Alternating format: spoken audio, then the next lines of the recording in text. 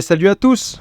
L'insaisissable 14-12, ou devrais-je dire Kaito Kid, magicien voleur de génie et grand rival de Conan, c'est un allié de taille quand la situation l'exige. Au fil des affaires, il est devenu un personnage emblématique de la série, mais l'histoire de Kaito Kid commence bien avant celle de Détective Conan. D'où vient-il? Quel est son parcours? Qu'est-ce qui le rend si attrayant? C'est ce qu'on va voir dans ce tour avec les frérots Kaiko4869 qui produit énormément de contenu Détective Conan sur internet, celui que j'appelle le chef de file de la commu Détective Conan, je vous laisse ses réseaux, et Maro que je ne présente plus qui était là sur plusieurs vidéos. Vous avez remarqué que la couleur de la chemise du Kid avait changé? C'est parti.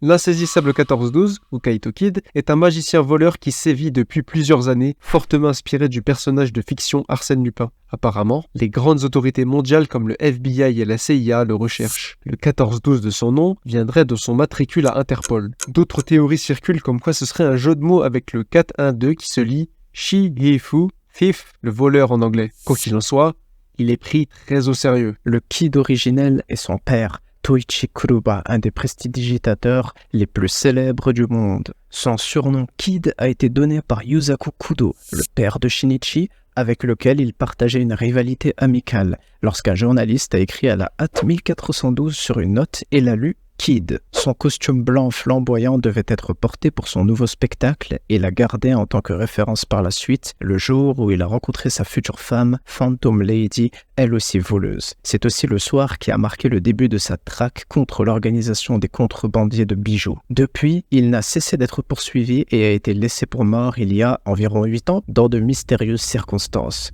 ce qui a été maquillé comme un accident de spectacle. C'est son assistant Ji Konosuke qui relance le personnage pour attirer Toichi et ses assassins. Mais c'est Kaito qui a mordu, le démasque et devient alors le nouveau insaisissable 1412, aka Kaito Kid. Kaito reprend donc le flambeau pour connaître les raisons qui ont poussé son père à devenir Kaito Kid et évidemment les causes de sa disparition. Kaito apprend après quelque temps que l'organisation était à la recherche de la gemme de Pandore, une pierre censée donner l'immortalité à son possesseur. Elle se trouverait dans un des joyaux disséminés à travers le monde entier, et le but de Toichi Kuroba, son père, était de la détruire, avant qu'il ne puisse mettre la main dessus. Kaito agit alors lui aussi pour devancer l'organisation, et détruire la gemme de Pandore, qui renfermerait un joyau qui brille en rouge sous la lune. C'est pourquoi notre voleur fantôme agit uniquement de nuit, pour être en mesure de vérifier immédiatement si la pierre qu'il a en main est celle qu'il cherche, pour la garder, ou la rendre instantanément. Kaito Kid se sert de ses tours pour détourner l'attention en profitant de son aspect blanc éclatant qui est plus facile à faire disparaître dans la nuit parce que le public cherche à le voir réapparaître tel quel une fois volatilisé. C'est un maître dans l'art du déguisement et manie habilement les mots, capable aussi d'imiter un large éventail de voix. Il dispose vraiment d'une palette extrêmement variée pour proposer un spectacle sensationnel. Tout de blanc vêtu, un haut de forme, une longue cape, arpentant le ciel avec son deltaplane, Kaito Kid est très tape à l'œil, il attire l'attention. Il annonce ses vols aux autorités pour hype le public et être médiatisé. Clairement, il vit pour les télescopes. Tout pour le show. Kaito Kid cherche à divertir et trouve sa satisfaction dans l'approbation du public. Comme il le dit si bien, les tours de magie ne sont que des illusions, mais l'émotion ressentie devant un tour, elle est bien réelle. C'est ce qui fait la beauté de son art. Mais pour l'exécution, la clé réside dans la poker face. Toujours garder son sang-froid et l'ascendant sur son spectateur. C'est un des nombreux principes que son père lui transmet via des enregistrements dans son local et d'autres concepts du bon prestidigitateur qu'il met en pratique au fur et à mesure. Par la suite, Kaito lui-même devient une usine à citations iconiques. Il se retrouve plusieurs fois opposé à Conan Edogawa, surnommé le Kid Killer, dans des duels de haute réflexion. Ils sont à la fois très similaires physiquement, mais opposés en tout point. Shinichi Kudo est un petit à l'âme d'adulte, tandis que Kaito Kid est un adulte à l'âme d'enfant. C'est aussi pour ça qu'ils se ressemblent autant, c'est pour souligner la dualité entre les deux protagonistes qui sont amenés à s'affronter selon la même morale. Pareil pour le voleur et le détective. Ils semblent aussi opposés que le ciel et la terre, mais ont la même curiosité pour les choses cachées. Kaito Kid et Shinichi Kudo sont les deux faces d'une même pièce. Comment Magic Kaito s'inscrit dans le lore de Détective Conan? Le manga est initialement lancé en 1987 dans le Shonen Sunday. Les tomes 1 et 2 sont sortis en 1988, est parti en pause pour sortir Yaiba de 1988 à 1993 et débuter Détective Conan depuis 1994 et Magic Kaito continue de sortir en parallèle avec le tome 3 qui sort la même année, puis se laisse plus de marge avec un tome 4 en 2007 et le tome 5 dernier paru en 2017, toujours en cours de publication.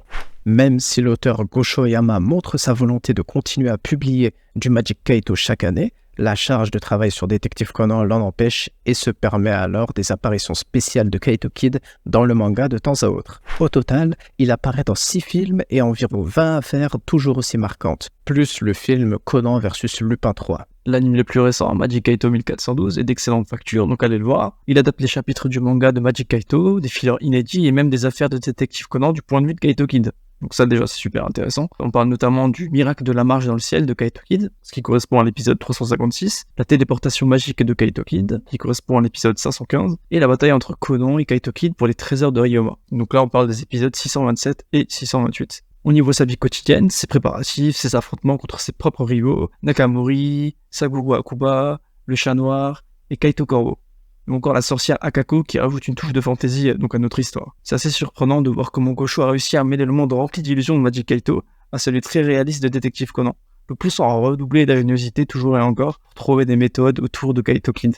D'ailleurs, tout comme le Kid Killer décèle ses tours, Kaito Kid est un des rares qui connaissent la véritable identité de Conan Edogawa et se sont déjà associés dans des affaires.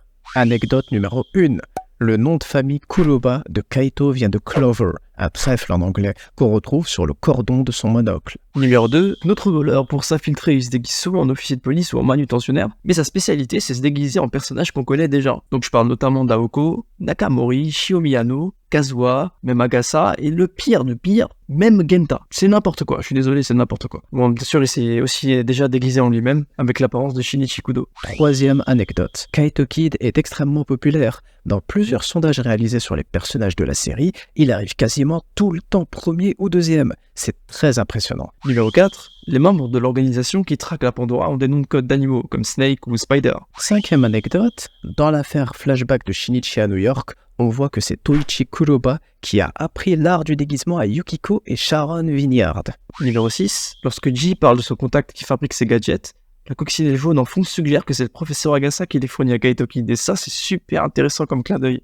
Voilà, c'est la fin de ce tour. J'espère qu'il vous en aura mis plein les yeux. On se dit à la prochaine. Peut-être que nous nous croiserons à la pleine lune.